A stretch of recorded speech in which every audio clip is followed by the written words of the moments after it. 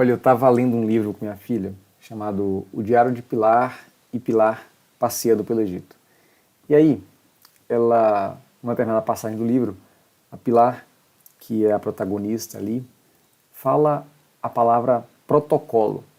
E aí minha filha perguntou assim, minha filhota tem 5 anos, né, no momento aqui, perguntou assim, meu pai, o que é protocolo? Tá?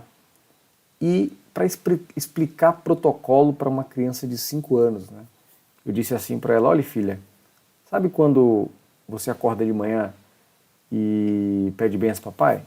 Ela, sim. Falei, se você deixar de pedir benção, tá certo ou tá errado? Ah, tá errado? Dentro das regras do jogo, né, que a gente faz aqui em casa. Eu falei, pois é. Então, o protocolo é como a regra, aquilo que você tem que seguir.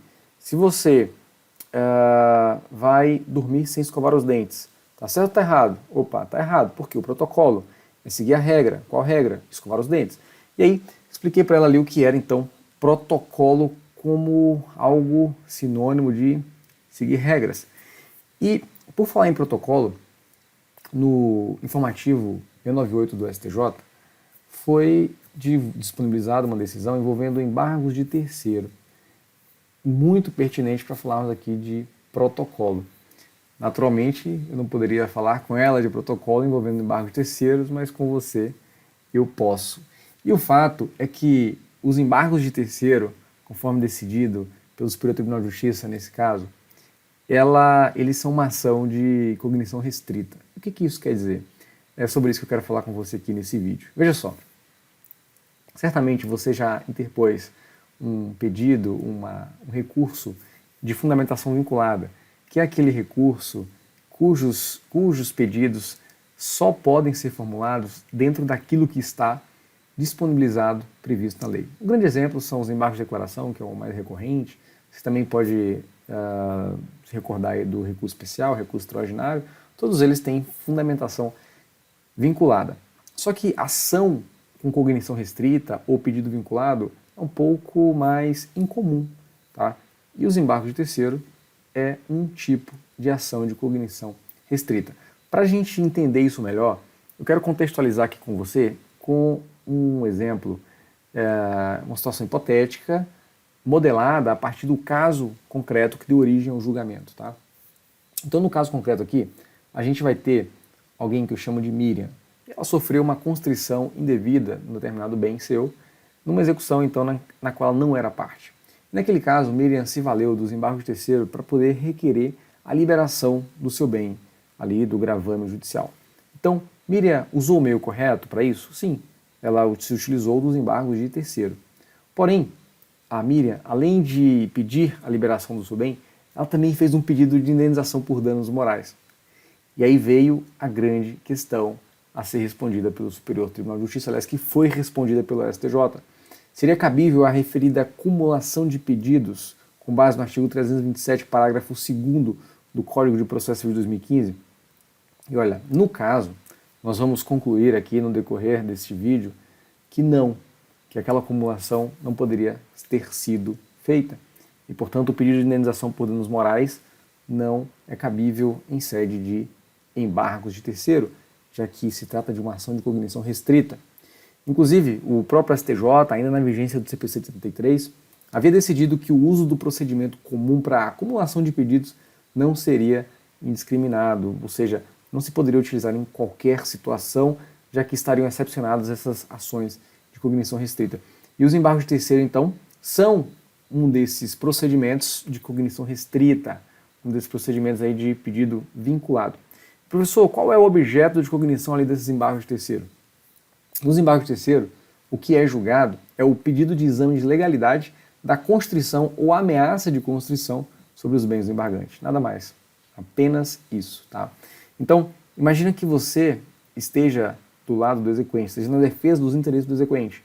E aí você recebe ali uns embargos de terceiro com pedido de indenização por danos morais acumulado com o pedido de liberação do bem que teria sido indevidamente constrito. Tá? Como é que você poderia usar isso a seu favor, esses argumentos a seu favor? Olha, simplesmente não há espaço para, no procedimento dos embargos de terceiro, para pedido de indenização por danos morais ou qualquer outro pedido, além da liberação da Constituição. Tá?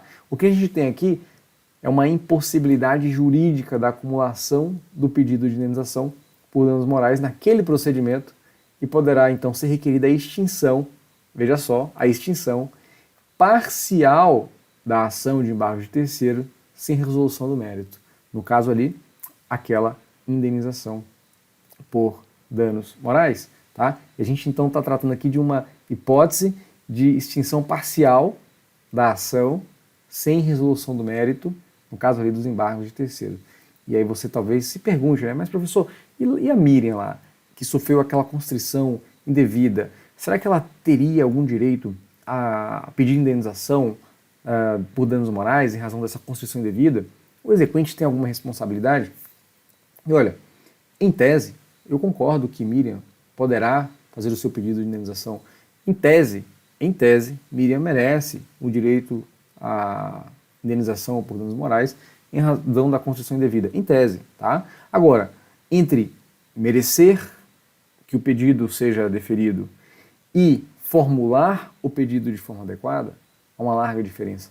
Não basta merecer, não basta ter o direito se ele não for adequadamente formulado. Porque em se tratando de processo, gostemos ou não, meus caros e minhas caras, o procedimento importa. E é por isso que Miriam precisa formular aquele pedido de forma adequada para receber aquilo que, em tese, ela merece. E os pedidos têm que ser específicos.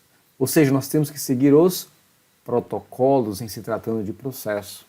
Tá? Assim como eu estava explicando ali para minha filha, né, na leitura matinal que eu costumo fazer com ela, no processo nós precisamos seguir os protocolos. Então, se por exemplo, Miriam teve o seu veículo constrito no curso de uma execução, mesmo em uma execução, tá? Mesmo em uma execução, não basta aguardar pelo impulso oficial, por exemplo, para que os atos de penhora ocorram de forma mais eficiente possível, ainda que se trate de um pedido de bloqueio de dinheiro, por exemplo.